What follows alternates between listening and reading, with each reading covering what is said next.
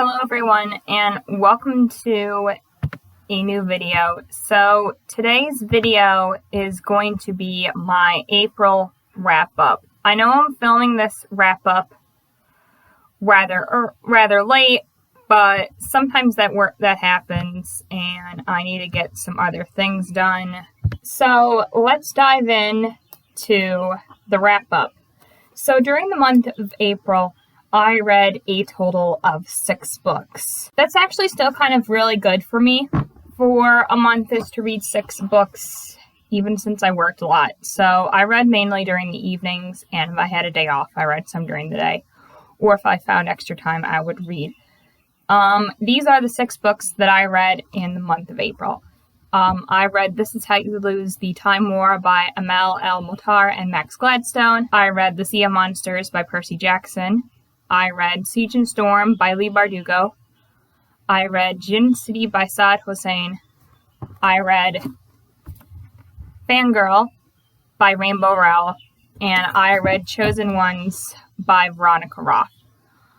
In total, I read a total of 2,430 pages, which, according to my call file, is the lowest amount of reading I've done in a month, but some of these books were rather short, so that's why that number is rather short. I read one book that I read via mixed media, which was Time War. I would read and listen to the audiobook at the same time, because the writing style for that book is really interesting. It's kind of easier to focus if I listen to the audiobook.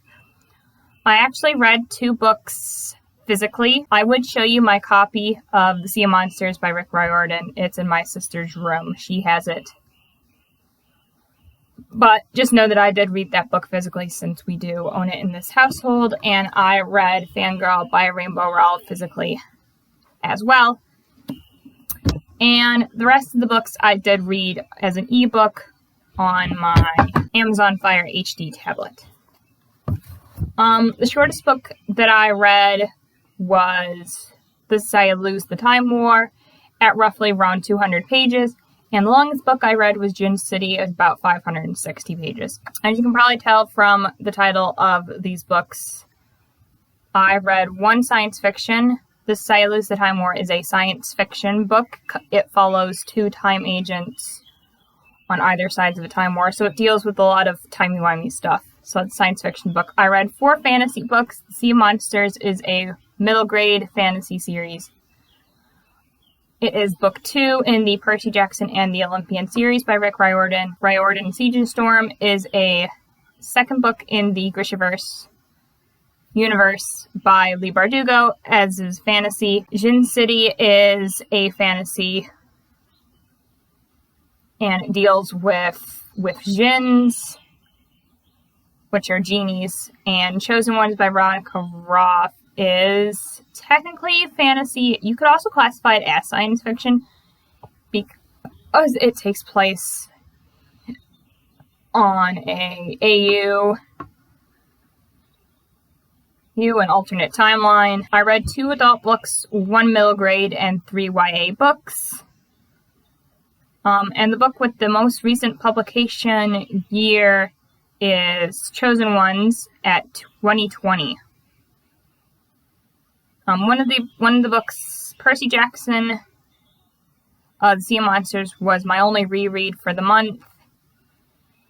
And I read an even number between series and standalone novels this month. Usually I do read more series than standalones, but... So those are all the stats for the month of April. Let me get into the ratings that I gave each of these books. So we'll start off with This Is How You Lose the Time War. I gave it a 9 for characters, an 8 for atmosphere, a 10 for writing, a 7 for plot, 8 for intrigue, 7 for logic, and 8 for enjoyment, giving it an 8.14 out of 10, which is a 4-star. For Sea of Monsters, I gave it a 7 for characters, 8 for atmosphere, 7 for writing, 7 for plot, 8 for intrigue, 7 for logic, and 8 for enjoyment. I've already read Sea of Monsters, so that's why some of those ratings are really low, as I have already read it. This is actually one of Rick Riordan's, lower second books. So, yes, that's why it did get a low score. It got a 7.43 out of 10, which is also a 4-star. For Siege and Storm, I gave it a 9 for characters, an 8 for atmosphere, an 8 for writing, a 7 for plot, an 8 for intrigue, an 8 for logic, and an 8 for enjoyment. Giving it an 8.0 out of 10, which is also a 4-star. This book, like The Sea of Monsters, fell into what is known as middle book syndrome, in which the middle book in a series kind of falters a little bit. The writing style gets a little sloppy.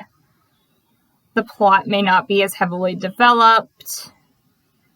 It feels really like a meh type of book, and usually it slumps a little. So even though they did get 4 stars, I did feel that those books did fall into the category of middle book syndrome. That doesn't bring the whole series down. Djinn City, I gave a 7 for characters, and 7 for atmosphere, 7 for writing, 7 for plot, 7 for intrigue, 7 for logic, and 7 for enjoyment. Giving it a 7.0 out of 10, which is a 4-star. This book I kind of felt meh about, so that's why the scores were roughly 7. I did talk about this book when I was doing my reading vlogs for the month, so you'll hear why in those vlogs as to why I gave it a 7. But the overall reason is that I thought the book was okay. It didn't go high in terms of really stand out, nor did it go low and I thought, wow, this is really bad. So it kind of stayed in the middle, and that's why I got all 7s. Fangirl. You'll like these ratings, so I gave it a 10 for characters, a 9 for atmosphere, a 9 for writing, a 9 for plot, a 10 for intrigue, logic, and enjoyment. Giving it a 9.57 out of 10, which is a 5-star read. My only 5-star read for the month of April. I'm really happy that I was able to read Fangirl by Rowell. This is actually the third book that I read by this author. The second one I read for this call pile rating system, and the second one to get a 5-star rating. I did read this because it talks about Simon and Baz, which are from her Carry On trilogy, the third book of which comes out in July, which I am most definitely reading. I'm going to be pre-ordering that book. So excited! I'm very excited to read it in July. It comes out roughly 10 days before my birthday, so as a birthday present to myself, I am planning on getting that book. I have actually read Wayward Son, and I will be putting it through Call Pile. I most likely will probably read it next month,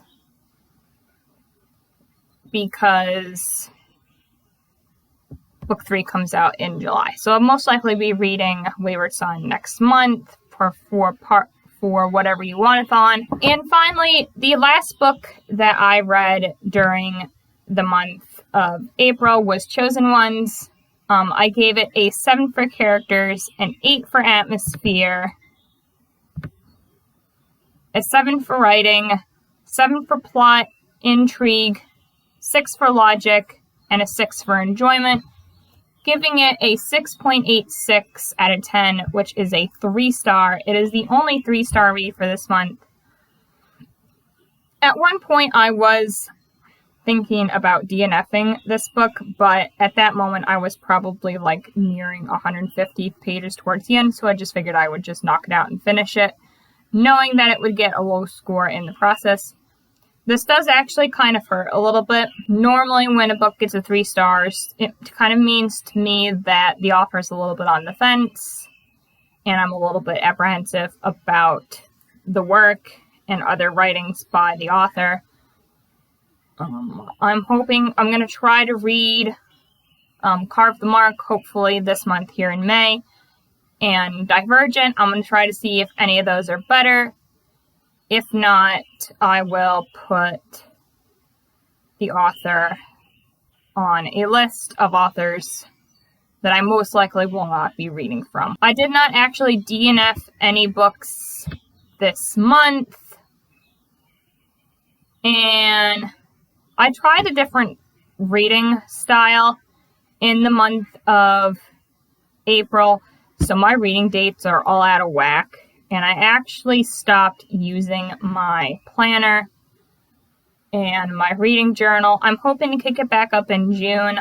Hopefully, if I plan it out early enough, I should have enough time with it, and we can get a routine going with that, since I will be starting a new 40-hour work week, consistent hours job. And I also read one book this month that had LGBTQ plus representation, and that was This Is How You Lose the Time War.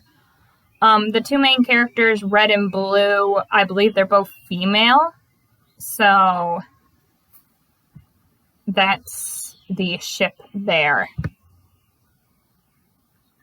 No authors who are person of color, and This Is How You Lose the Time War was written by multiple authors. Djinn City was written by Saad Hossain, who's from Bangladesh. So I did read from a different country this month, which is really interesting since I don't do it this month. So yeah, those are my reading stats and my reading wrap up for the month of April. So thank you guys so much for watching this video. Please give it a like and a subscribe. Comment down what you guys read in the month of April. Comment down what you guys are currently reading or hope to read in the month of May. As the day I'm filming this, it is actually almost towards the end of May. So let's finish this month strong. And remember, we are the one within the all.